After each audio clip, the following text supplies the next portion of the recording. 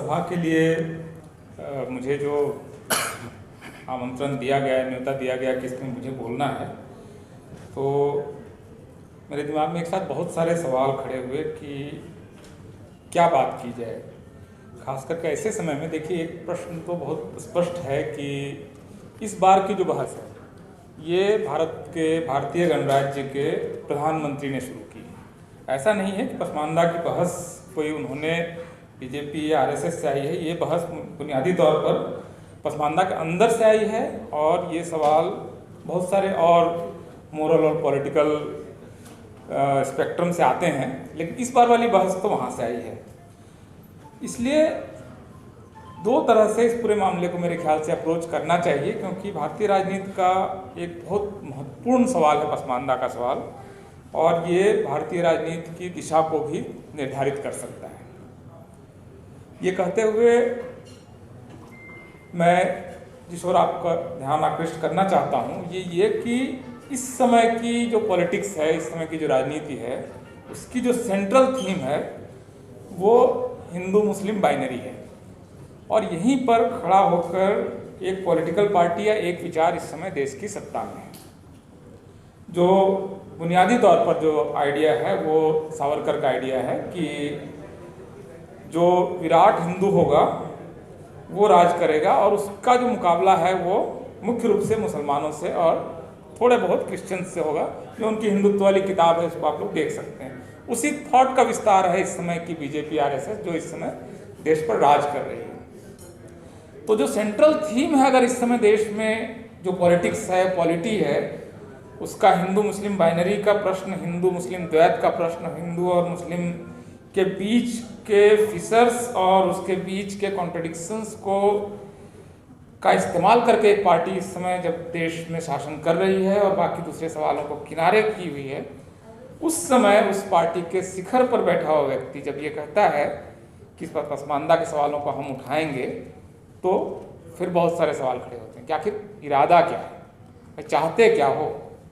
आपने ये वाली पॉलिटिक्स तो की नहीं थी। अभी तक तो आपकी पॉलिटिक्स थी कि जो जिनकी मातृभूमि पितृभूमि सब कुछ भारत है, जिनके धर्म का केंद्र भारत से ओरिजिन जिन धर्मों का भारत से हुआ है, जिनकी ये पुण्य भूमि भी है, वो भारतीय या हिंदू हैं, वो विराट हिंदू हैं।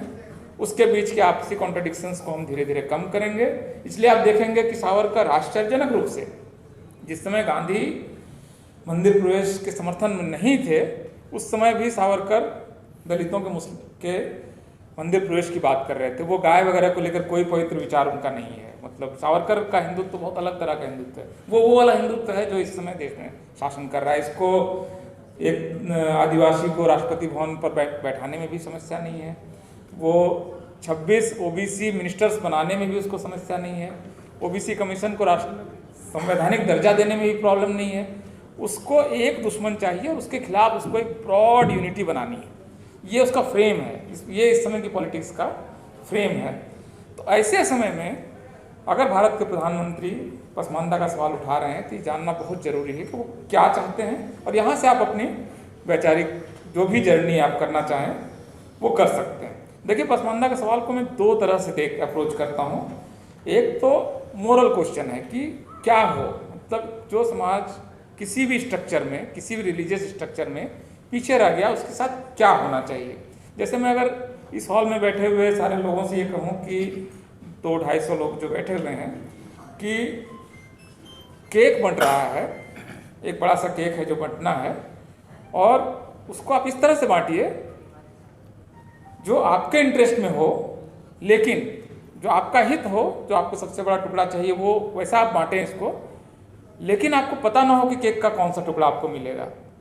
तो इसमें हर व्यक्ति यही करेगा, हर कोई भी आदमी यही करेगा कि केक को बराबर बराबर बांटने की कोशिश करेगा, ताकि उसको न्यायिक रूप से जो सही टुकड़ा है वो मिल जाए। क्योंकि उसको पता नहीं है कि अगर मैं बड़ा या छोटा बांटूं तो छोटा टुकड़ा अगर मेरे हिस्से आ गया तो। कोई भी व्यक्ति, अगर आप छोटे 5-6 बच्चे के ग्रुप में भी अगर ये प्रयोग करेंगे तो आपको यही नतीजा मिलेगा। वही आपको बांटना है, रिसोर्सेज बांटने हैं, लेकिन आपको पता ही नहीं कि आप कौन है और कौन सा टुकड़ा आपके हिस्से आएगा, तो आप उसको न्यायिक बंटवारा करेंगे। तो मोरल क्वेश्चन तो यही है कि पसमानदा के साथ न्याय करने के लिए उस लोकेशन से सोचना पड़ेगा कि मैं पसमानदा हूँ, मैं ओबीसी हूँ, या मैं दलित हूँ, या मैं आदिवासी हूँ, रिसोर्स बंट रहे हैं, मुझे उसमें से कोई एक टुकड़ा मिल सकता है, कोई भी टुकड़ा मिल सकता है, तो मैं उसको एक न्याय करूँगा। तो मोरल तरीके से तो मुझे लगता है कि जो इस डॉक्यूमेंट में आया है, जो प्रश्न उठाए गए हैं, मैं उनसे पूरी तरह से सहमत हूँ, और इसको मैं इसलिए सही मानता हूँ क्योंकि मोरली वो सही क्वेश्चन है। जैसे कि SC के अंदर मुसलमानों की कुछ जातियों को शामिल करना एक मोरली सही क्वेश्चन है। उनके नौकरी का जो सवाल है उसमें प्राथमिकता का सवाल है, बिल्कुल मोरल क्वेश्चन है। बैंक लोन में उनको हिस्सा मिलना चाहिए, बिल्कुल मोरल और सही न्यायिक क्वेश्चन है। ये सारा कुछ होना चाहिए। ये तो आपका न्यायप्रिय व्यक्ति के लिए इस मामले में सोचने के लिए कोई दूसरा रास्ता नहीं है कि पसमानदा को आज तक जो मिला है वो पर्याप्त नहीं है और इससे ज़्यादा मिलना चाहिए। यहाँ पर आपको मोरल को लेवल पर, नैतिक लेवल पर आपको कोई दुविधा किसी को नहीं होगी अगर वो व्यक्ति एक मोरल व्यक्ति है तो। लेकिन इसके साथ एक और दूसरा लेयर है, और वो लेयर पॉलिटिक्स का है। इसमें जब मैं इस प्रश्न को देखता हूं तो मुझे लगता है कि अगर नरेंद्र मोदी जो पॉलिटिक्स कर रहे हैं, बीजेपी के जो पॉलिटिक्स कर रहे हैं, वो अगर पूरे मुस्लिम समुदाय पर हमलावर हैं, उनके अंदर की सुरक्षा की भावना को वो खत्म करते हैं, उनकी पॉलिटिक्स में एक व्यक्ति जो लिंचिंग करता है उसको माला पहनाया जा सकता है और उसके बावजूद वो केंद्रीय मंत्री बना रह सकता है, उनके प्रवक्ता बहुत अनाप शनाप बोलते हुए भी उनकी गिरफ्तारी नहीं होती है, ऐसे समय में क्या एक समाज के अंदर के आपसी न्याय के प्रश्न को उठाया जा सकता है? इसलिए मुझे लगता है कि नरेंद्र मोदी इस मामले में गंभीर नहीं है। अगर वो पसमानदा के सवालों को चाहते हैं कि न्याय हो, जो कि उनको चाहना चाहिए, भारत में एक ही प्रधानमंत्री होगा ना, अगर मैं उनसे नाराज भी हूँ, वोट नहीं भी दिया हूँ, तो एक ही प्रधानमंत्री है, न्याय तो उन्हीं को करना चाहिए, हम उन्हीं की तरफ देखेंगे, डिमांड उन्हीं से उठेगी। तो ऐसे समय में अगर वो चाहते हैं कि पसमानदा के सवाल उठें, तो इसकी एक बुनियादी शर्त, शुरुआत, पहला स्टेप, आप इस असुरक्षा के माहौल को, इस सांप्रदायिक तनाव के माहौल को, और खास करके आपके प्रवक्ता, आपका प्रशासन चुन कर अगर बुलडोजर चलाएगा तो आपको हम मानेंगे कि आप दरअसल झूठ बोल रहे हैं। पसमानदा सवाल पर आपको न्याय नहीं करना है। अगर आप सांप्रदायिक सौहार्द बनाने का जो आपका एक कॉन्स्टिट्यूशनल आप पर ओनस है, जिम्मेदारी है, उस बेसिक प्री रिक्विजिट को पूरा किए बगैर अगर आप चाह रहे हैं कि पसमानदा के सवालों को आप उठाएंगे और वहाँ से कुछ वोट ले लेंगे या मुसलमानों के अंदर मतभेद पैदा कर देंगे, तो ये नहीं होगा। जब बाहर से हमला होता है तो कोई भी कम्युनिटी, कोई भी कौम या कोई भी जाति एकजुट होती है, और उस समय भूलती भी है कि हमारे ऊपर एक्चुअली शोषण या हमारा हक कौन मार रहा है।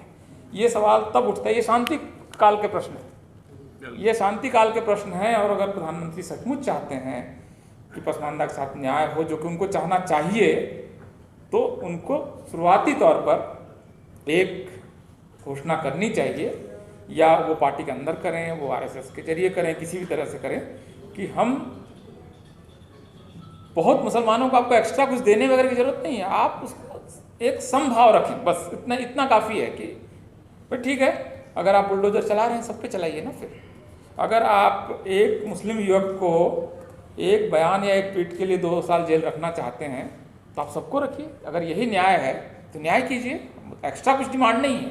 तो ये चूँकि नहीं हो रहा, इसलिए मैं प्रधानमंत्री के इस इनिशिएटिव को बहुत गंभीर इनिशिएटिव नहीं मानता हूँ। लेकिन जाहिर है कि वो इसमें कुछ तो करना चाह रहे हैं, मतलब वो ऐसे पागलपन में कुछ भी बोल दिया गया बयान नहीं है, बहुत सुचिंतित और एक बयान है। वो निश्चित रूप से कोशिश कर रहे हैं कि क्योंकि हिंदू ओबीसी के अंदर और हिंदू दलित जो हैं, जिसको दलित हिंदू दरअसल नहीं भी है, लेकिन अब आर्य समाज वगैरह के 100 साल के प्रयास के बाद वो हिंदू फोल्ड के अंदर है, उसके अंदर चूँकि कुछ मतभेद पैदा हुए हैं और वो अपने सवालों को लेकर ज़्यादा मुखर है, तो उनकी जो ब्रॉड हिंदू यूनिटी है उसमें कुछ क्रैक्स हैं।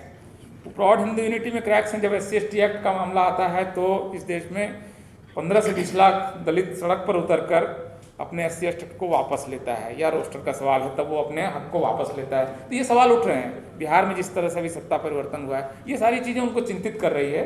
ऐसे समय में मुसलमानों का एकजुट होकर वोट देने की जो एक प्रवृत्ति रही है इंडियन पॉलिटिक्स में, ये उनको शायद चिंतित कर रहा है। और यहाँ पर वो शायद कुछ फॉल्ट लाइंस तलाशने की कोशिश कर रहे हैं, लेकिन बहुत सावधान रहने की ज़रूरत है, अपने सवालों को बहुत गंभीरता से उठाने की ज़रूरत है और पसमानदा हित के सवालों को बिल्कुल नहीं छोड़ना है। इस वजह से ये डर नहीं होना चाहिए कि इससे मुसलमानों की एकता टूट जाएगी। मुसलमानों की एकता बीजेपी को रोक नहीं सकती। मुसलमानों की एकता अगर बीजेपी को रोक पाती तो 2014 और 2019 में ये नतीजा नहीं आता, या अभी 2022 के यूपी के चुनाव में मुसलमानों ने, जहाँ तक मेरा अनुमान है, आप अपने रिश्तेदारों को फ़ोन करके पूछिए, आमतौर पर सारे मुसलमानों ने एक पार्टी को वोट दिया जो बीजेपी को हराने में सबसे सक्षम है। क्या इससे बीजेपी रुक रही है? क्या ये मॉडल चल पाएगा? मतलब ये सवाल उठाना कि पसमानदा के सवालों को उठाएंगे तो मुसलमान बंट जाएंगे और बीजेपी आ जाएगी। बीजेपी आ चुकी है, आपके एकजुट होने के बावजूद आ चुकी है। आपका एकजुट होना बीजेपी को नहीं रोक सकता है।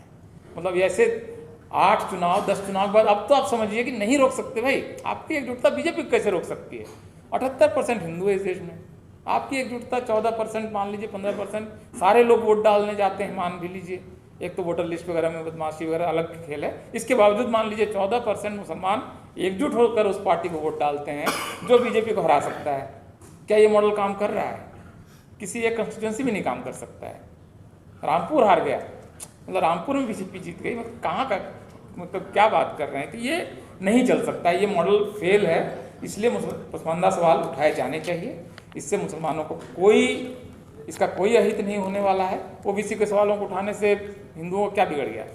तो धर्म के अंदर आपसी जो अंतर्विरोध हैं, ये सवाल उठाए जाने चाहिए और बहुत अलग अलग तरह से अप्रोच कर रहे हैं। इस समय मैं बताऊं, सांप्रदायिक तनाव का माहौल है ना। मैं ऐसे एक व्यक्ति को जानता हूं जो बहुत बड़े पद पर हैं, और जब पहली लिंचिंग वगैरह शुरू हुई तो मेरी मतलब मॉर्निंग वॉक वगैरह टाइप की दोस्ती है, तो उन्होंने कहा कि मैं अपने बेटे को बॉस्टन भेज दूँगा। अब आप समझ रहे हैं, जो आप जो अलग अलग सोशल और इकोनॉमिक लेयर्स हैं, वो एक ही खतरे को बहुत अलग तरीके से अप्रोच करता है। उन्होंने अपने बच्चे को बॉस्टन भेज दिया, अमेरिका भेज दिया कि यहाँ पर लिंचिंग वगैरह माहौल ठीक नहीं लग रहा है। अब ये इस तरह से, तो इसलिए कोई समाज किसी भी समस्या को एक तरह से अप्रोच नहीं करता है। ये सारे मुसलमान बीजेपी के खतरे को एक तरह से अप्रोच करें, ये संभव नहीं है। जो एलीट है उसने अपने रास्ते चुन लिए हैं, तो बाकी जो नॉन एलीट्स हैं वो भी अपने ढंग से चीज़ों का अप्रोच करें उसको।